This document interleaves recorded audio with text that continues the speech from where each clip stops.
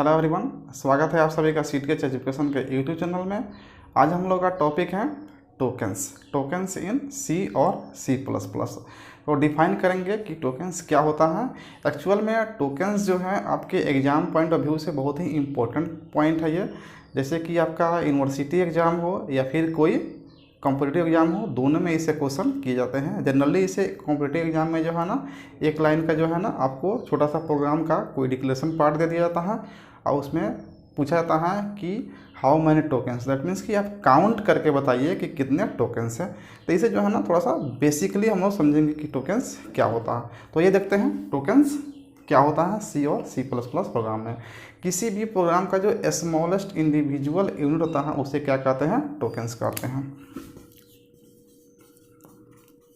Smallest individual unit of any program is called tokens. But एक condition इसमें क्या है कि ये जो स्मॉलेस्ट इंडिविजुअल यूनिट होगा वो मीनिंगफुल होगा। किसके लिए? कंपाइलर के लिए। कंपाइलर के लिए वो मीनिंगफुल होना चाहिए। ऐसा कहता है कि the smallest individual unit of a program which is meaningful for compiler, जो कंपाइलर के लिए मीनिंगफुल है उसे क्या कहेंगे, टोकन्स कहेंगे। एग्जाम्पल में देखेंगे, जैसे आपका हो गया आपका @ क्या हो गया, टोकन्स हो गया। यदि हम यहाँ पे कॉमा की बात करें तो ये भी क्या हो गया आपका, टोकन्स हो गया। सेमीकोलन की बात करें ये भी क्या हो गया आपका, टोकन्स हो गया। क्वेश्चन मार्क ये भी क्या हो गया, टोकन्स हो गया। Curly braces it is a tokens. Parenthesis ये भी क्या हो गया, टोकन्स हो गया। हैश ये भी क्या हो गया, टोकन्स हो गया। तो उम्मीद है कि आपको एग्जाम्पल से क्लियर होगा। ये भी क्या हो गया, टोकन्स हो गया। लेकिन ये क्या हो गया, सिर्फ स्पेशल सिम्बॉल्स हैं। और भी टोकन्स का एग्जाम्पल आप देखिए, जैसे कि आपका कीवर्ड्स में जाएंगे तो इंटीजर हो गया, character, if, else, void, it all are tokens. ये भी क्या है आपका टोकन्स है। और भी देखते हैं, जैसे कि यहाँ पे हम एक यूजर डिफाइन ले लेते हैं, सम, ये भी क्या हो गया आपका, टोकन्स हो गया। सहरसा ये भी क्या हो गया आपका, एक टोकन्स हो गया। तो ये क्या हो गया आपका, कीवर्ड्स हैं, सॉरी आइडेंटिफायर्स हैं जो टोकन्स है। जैसे कि यहाँ पे हम ले लिए ABXYZ, ABXYZ, ये भी क्या हो गया आपका, टोकन्स हो गया। अगर अल्फ़ाबेट की बात करें, जैसे ए हो गया, बी हो गया, चाहे वो स्मॉल हो या कैपिटल में ए हो या बी हो, ये सब जो है जितने भी अल्फ़ाबेट्स हैं ये भी क्या है आपका, टोकन्स है। ठीक है ना।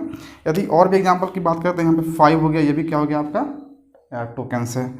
अगर हम 10,000 की बात करें तो ये भी क्या हो गया आपका, टोकन्स हो गया। 55 की बात करें तो ये भी क्या हो गया आपका, टोकन्स हो गया। This all are tokens. ये सब आपका क्या हो गया, टोकन्स का एग्जाम्पल हैं। तो उम्मीद है कि आपको टोकन्स समझ में आ गया। लेकिन आप एक चीज़ यहाँ पे देखेंगे कि ये जो भी आपको लिखा जा रहा है, जैसे कि आपको स्पेशल सिम्बॉल्स हैं या फिर कीवर्ड्स हैं या आइडेंटिफायर्स हो गया, अल्फ़ाबेट्स हो या फिर कॉन्स्टेंट हैं, इन्हीं सभी को यूज करके किसी भी प्रोग्राम को डेवलप किया जाता है। किसी भी प्रोग्राम को लिखने में हम लोग कीवर्ड्स को, स्पेशल सिम्बॉल्स को, कैरेक्टर्स को, अल्फ़ाबेट्स को, आइडेंटिफायर्स का यूज करते हैं। ठीक है ना। इसीलिए इसको कहता है कि basic building blocks of any program. Tokens क्या कहेंगे, basic building blocks of any programme.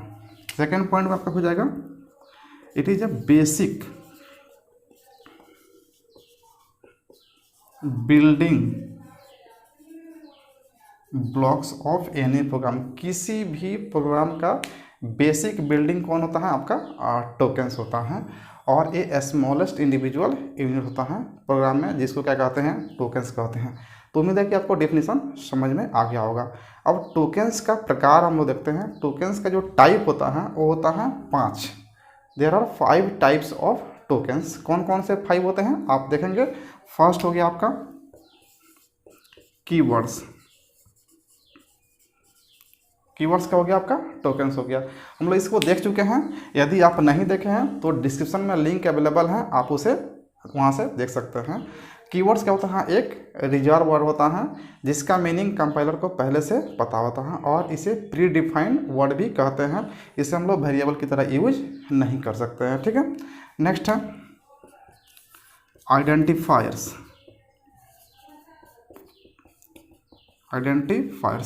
ये आपका यूजर डिफाइंड वर्ड होता है identifiers are user defined word, जो होता है ना आपको प्रोग्राम में यूजर जो है ना अपने रिक्वायरमेंट के अनुसार जो है ना इसे क्रिएट करता है। एग्जांपल में जैसे कि यहाँ पे सहरसा है, क्या हो गया, आइडेंटिफायर्स हो गया। ABXYZ क्या हो गया, आइडेंटिफायर्स हो गया। सम का हो गया आपका आइडेंटिफायर्स हो गया। आप इसका भी वीडियो का लिंक जो है ना डिस्क्रिप्शन में गिव है ना, वहाँ से आप डिटेल्स में देख सकते हैं। नेक्स्ट है कांस्टेंट। कांस्टेंट भी हम लोग देख चुके हैं, प्रीवियस वीडियो में देखे थे कि कांस्टेंट दो प्रकार का होता है। कांस्टेंट जो होता है ना आपका integer constant and character constant. Integer constant भी दो तरह का होता है, आपका इंटीजर एंड आपको real. And non integer constant जो होता है आपका कैरेक्टर कांस्टेंट, जिसमें पहला था कैरेक्टर एंड सेकंड था स्ट्रिंग। तो ये भी हम लोग देख चुके हैं। कांस्टेंट का वैल्यू जो है ना ओवरऑल प्रोग्राम में कहीं भी बदलता नहीं है। नेक्स्ट है आपका ऑपरेटर। नेक्स्ट क्या हो गया आपका ऑपरेटर। जैसे कि ऑपरेटर की बात करें एग्जांपल में यहाँ पे प्लस, ये क्या हो गया आपका टोकेंस हो गया, ठीक है ना। यदि माइनस की बात करें मल्टीप्लाई, डिवाइड, अगर लॉजिकल ऑपरेटर की बात करें एंड, और not, these all are tokens. जो इंडिविजुअली ये क्या है आपका प्रोग्राम में इंडिविजुअल जो यूनिट है वो क्या है आपका टोकेंस है। तो ऑपरेटर जो हम लोग देखे थे कि ऑपरेटर एक सिंबल होता है जो किसी भी ऑपरेशन को परफॉर्म करने के लिए यूज किया जाता है, और एक किसी भी कांस्टेंट पे काम कर सकता है, किसी वेरिएबल पे काम कर सकता है, और कांस्टेंट एंड वेरिएबल दोनों पे काम कर सकता है। तो ये हो गया आपका ऑपरेटर। एंड लास्ट है 5 स्पेशल सिंबल। स्पेशल सिंबल जो आप देख रहे हैं यहाँ पे @ है, कोमा है, सेमीकोलन है, question mark, curly braces, parenthesis, hash, these are the special symbols which are used in programming language. तो इन सभी को जो है ना मिला दिया जाता है तो हमारा क्या बनता है, ये स्पेशल एक प्रोग्राम बन जाता है, ठीक है। लेकिन यदि इंडिविजुअल यूनिट की बात करें तो क्या होता है आपका टोकेंस होता है। और ये टोकेंस 5 प्रकार का हो गया आपका।